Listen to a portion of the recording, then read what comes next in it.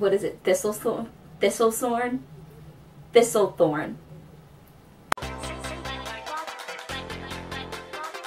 Hey, what's up you guys? It's Alyssa and I'm here and I'm back with another episode of Riverdale for you guys. This is season 2, episode 2, and it looks like tonight we're going to be hanging out at Pop Tate's chocolate shop. So, who's excited? I definitely am. I've got my Riverdale shirt on, Riverdale Vixens, HBIC on the back, going very, very Cheryl tonight. But I'm excited to get into this week's episode. It looks like it's going to be a little more lighthearted, a little more jokey, a little more fun. All the goodness we love about Riverdale, right? So last week, Fred's okay. He's come out of it. And there's a couple mysteries going on now. One of them is, why did they take Fred's wallet? What is in said wallet? Besides maybe his social security card, and maybe someone wants to steal his identity? I don't know. But there was also that scene at the end with Ms. Grundy where she got... So, it seems like someone's going after people that know Archie, or that could just be coincidence. Let me know what you guys think, if it's honestly just a coincidence or not. But besides that, I don't really know what to expect from tonight. But I'm going to film a little bit of myself at the end, because there's always some sort of cliffhanger, I feel like. So I'll at least try and get you guys that little snippet. But otherwise, tonight seems like it's going to be a good time. So I'll see you guys after the episode, and we'll be back for the review. Alright guys, so that was a doozy of an episode. I guess we could say goodbye to the light, and we're going full dark, no stars, to quote season 1. And I'm kind of down for it. You know, because if they're going to go there, at least they're going to go there. And it's just slowly starting to like spiral down. So, let's take this bit by bit. If I'm looking at my phone, it's because I wrote notes and I want to kind of remember what happened throughout the episode. So, let's go back all the way to the beginning. Archie's trying to cook breakfast for his dad. That doesn't go very well at all, but it was sweet to see him try. The one thing I'm wondering is, like, did his mom go back to Chicago, or, like, I guess Molly Ringwald was just like, alright, I did one episode, call me back for the mid-season, I'll be there. So there's a lot happening. One of the big things is, we see that Pop says Death Diner on it, and, you know, it just hurts. We all like Pops. Who doesn't want a good burger and fry and milkshake? And of course it's a special place for the characters, so therefore it becomes a special place for us. It's where they hang out when they're not at home, you know? It's a place where they felt safe for a long time. You know, Betty talks about her memories there, like ballet, and going there after ballet and everything, and it being a special place, and it's especially a special place for Jughead. He spent most of his time there. In the very first episode, we didn't see him at all until we went to Pop's, and he was there. So obviously, all the characters have a lot going on right now. Betty is on a crusade to save Pop's. Veronica is dealing with her mom and dad and the repercussions of her dad coming home and all their smarminess. Archie's dealing with the fallout of his dad getting shot, and Jughead is dealing with the fact that his dad is likely going to prison. FP's facing like 20 years if he takes a deal. So that's kind of insane. And if he doesn't take the deal and he took his chances in court, he'd take 40 years possibly. So Jughead very obviously is freaking out about all this, and you know, you can't help but feel bad for the poor kid. He just wants to have something good and normal in his life, and you're just like, and we want it for Jughead because obviously we're rooting for him. So, therefore he decides to go take a trip through a serpent town into indirect, not so honest ways of figuring out stuff. You know, he tried asking the mayor with Betty and she went to go ask about saving Pops, and no one was willing to help him, so he had to kind of take matters into his own hand, because it's kind of true that the system is stacked against them and against, like, the Southside and the Serpents and everything, and, well, there's kind of a reason for it, is because a lot of them are doing a lot of shady stuff, as we know. That lawyer, I can't remember her name, I think it was Holly. She's a little too happy-go-lucky to help, and she obviously has some darker stuff going on. Now, the Serpents all have a deep allegiance to the South Side and that whole gang and everything that's going on there, and it's going to be really interesting to kind of delve deeper into that this season and see how connected everything is and how deep the blood runs. Especially because I feel like Jughead is walking in blind and he really doesn't know what's going on behind the scenes. He's very willing to trust everyone, and it might turn out bad for him because he doesn't know what he's getting into, and he's just kind of walking in blindly trying to help himself and his dad without realizing that a lot of times in situations like this, everything has a price. Like the lawyer said, I do you a favor, you do me a favor. Now, what that favor could be is anything we don't know, and that could be potentially very, very, very, very, very bad. Now, the thing I'm wondering, because I just thought about it, Jughead was at Riverdale High, they were talking at lunch, but wasn't he going to the South Side? They might have cleared that up in the first episode and I just missed it, so if I did, just let me know in the comments below, or if it's just like an actual inconsistency, but I doubt they would let that happen. So besides that Jughead plot going on, let's talk about Veronica dealing with her parents. She's just like not having it. And seriously, one of my favorite things is when she's like, here's the letter Daddy wrote about you. She's like, I have the receipts.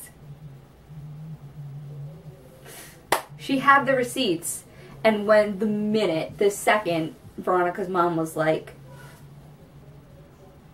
oh, I wrote that letter. It was me. I was like, you didn't write that letter.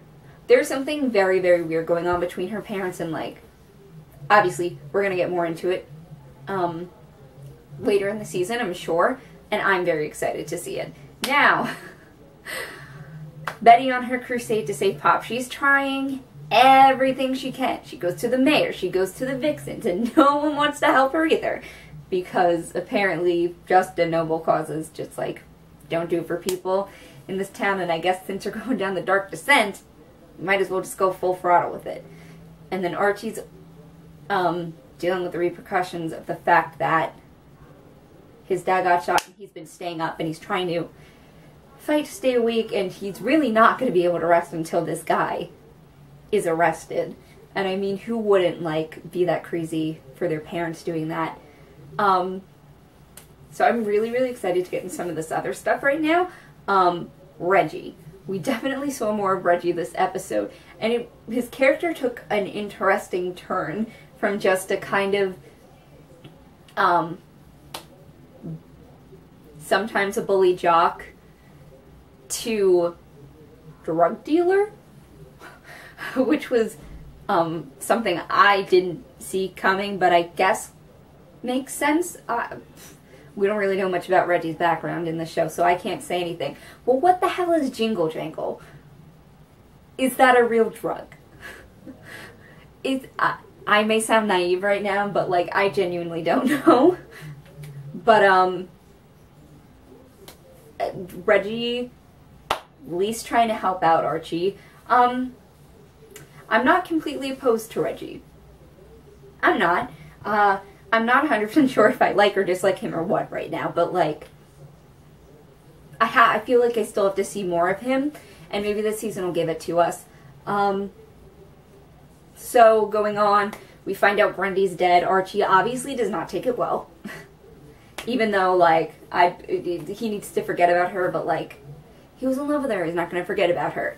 I know. But Weatherby was just telling, like, one class. I guess he was going class by class. Don't know how big the school is, so that could take a while.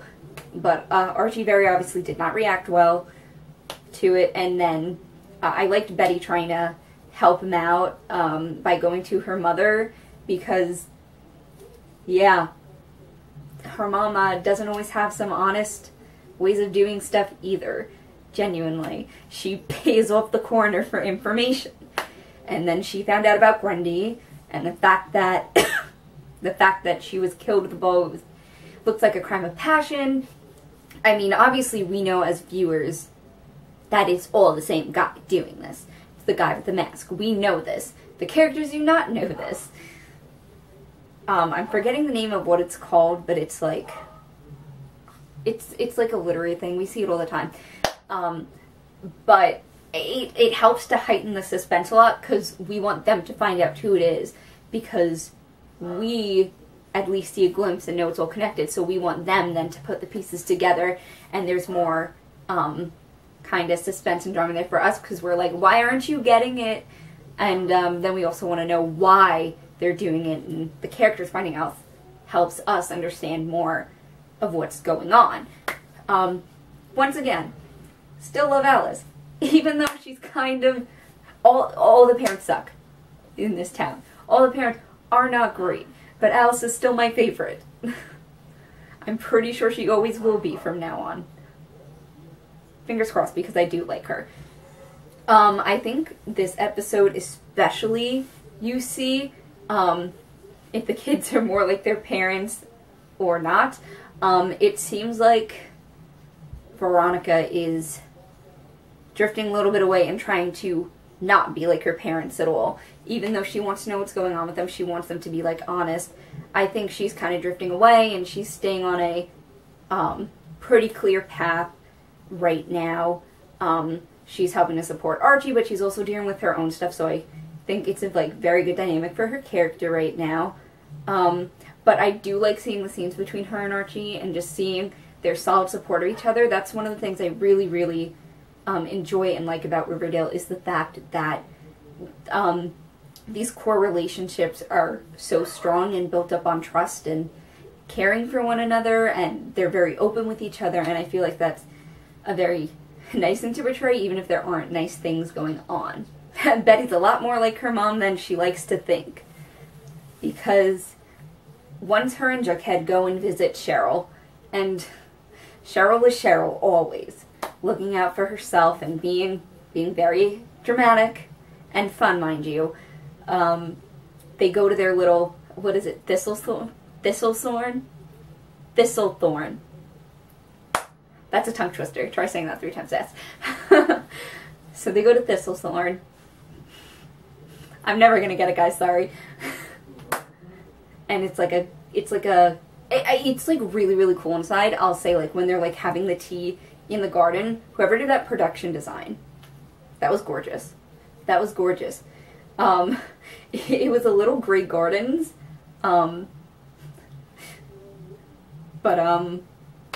it was certainly interesting to watch, and you knew going in that what Jughead and Betty were going to ask wasn't gonna by any means happen. Cheryl was not gonna just suddenly be like, yes, I'll help you. I totally didn't slap Jughead last season. Like, right? Jughead leaves very saddened, because for most part of this episode, a lot of things are going wrong until Betty just makes a turning point. And she starts acting a lot more like her mother, at least I think. And I think that goes back to what FP said last season about it being harder to, snakes don't shed their skin so easily. And the fact that Alice was from the South Side growing up, I think tells a lot, because I think Betty is very much like her mother in a lot of ways. When she approached Cheryl this episode and decided to blackmail her, that was not completely unexpected for Betty, but I think it still was a bit of a shock, because Betty does try and do things the right way as much as she can. We always see that. She doesn't like to go full dark, but especially after last season with what happened to Chuck, but she still does it, as this episode proved. So I think this is going to have interesting implications going forward. I found it very sweet knowing that she was doing a big chunk of this for Jughead, because he was already losing so much and she didn't want to make him lose another thing. So I thought that was really, really sweet. She probably didn't go about it the best way, but it's getting FP out, helping, because she blackmailed her and basically said, I am going to show everyone this video of your dad shooting your brother if you don't help Jughead and FP out. She was stone cold, let me tell you. Good job, Lily Reinhart. Loved it this episode. Everyone was like on the top of their game. It was just so good. I really, really enjoyed that scene. And then in the courtroom again, all Betty had to do was lift an eyebrow and Cheryl was lying on the stand. It was insane. And then later at Pops, when Retro Night isn't going so well, she's literally like manipulating the scene to the Pussycats are performing and now the Vixens are helping out. So she did some not so nice things with very good intentions, but like the saying goes, the road to hell is paved with good intentions. So we'll see how this works out, because as we saw, there were drug deals going down. But my whole thing is, who said there wasn't these kind of things going on beforehand? We just didn't necessarily see them on the surface, at least with drugs, because drugs is a common problem that's literally everywhere. But I don't think it's ever been this bloody in Riverdale before, and that's the problem. I don't think they're used to this. Alice is very obviously on a crusade, and I just felt really bad at the end where she was like, Betty, congratulations, you fucked everything up, basically. I just felt awful for her because she tried to do something nice. But Pop's speech, I was like, oh, this is so great, this is nice. And then it's like, we own this business. It's our secret lair, or not so secret place to do business. It's just like, wow. So these Pops will be around. I mean, they weren't going to get rid of that set. Come on now. One of the other things that happened is in this episode is that Veronica decided to try and give her parents the benefit of the doubt and another chance to see if they're really trying. And I feel bad for her because she's genuinely trying, but her parents are kind of only looking out for themselves. And that scene at the end where her father Hiram tells Hermione, he's like, you've always been such a good like companion, such a good sidekick, basically. I'm really interested to see what the nature of their relationship is.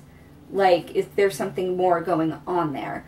Oh, one of the other things I really, really loved about this episode is there was a great scene between Veronica and Jughead and them actually having like this meaningful interaction with each other about parents and forgiveness and giving your parents the benefit of the doubt, and that's what motivated Veronica to make this decision. So I thought it was very interesting to see that kind of friendship deepen a little bit, because they're both tangled into each other because Archie and Jughead are very close friends, and Veronica's dating Archie, and Veronica's also best friends with Betty, who is dating Jughead. So like there's a lot of connections going on there, but we never really see those two interact a whole lot. So it was very nice to see that this episode, and I enjoyed that scene a whole lot.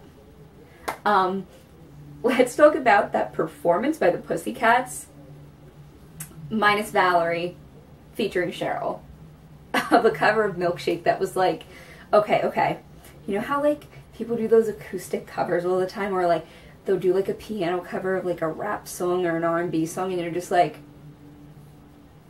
okay, this is like different. I didn't think it was bad, but like I'm so used to, come on guys, you know the song, my milkshake brings all the boys to the yard.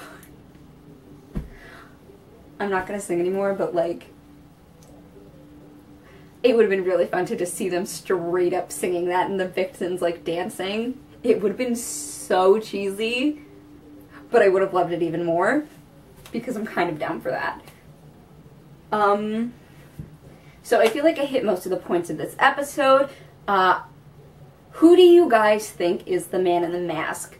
At this moment I'm thinking it's Tall Boy, The serpent that Jughead talks to a lot next is for advice and everything. Just because I feel like they have similar, like, facial features, like the eyes. But honestly, he could be hired by someone, it could be someone else. Let me know what you guys think down below of who the man in the mask is and why he's doing what he's doing, because we didn't talk about that big at the end where Midge and Moose are taking their jingle-jangle and get shot up in the car by the man in the mask. Like, what are they gonna do? There's 2 more teenagers in town. This is just, like, honestly spiraling.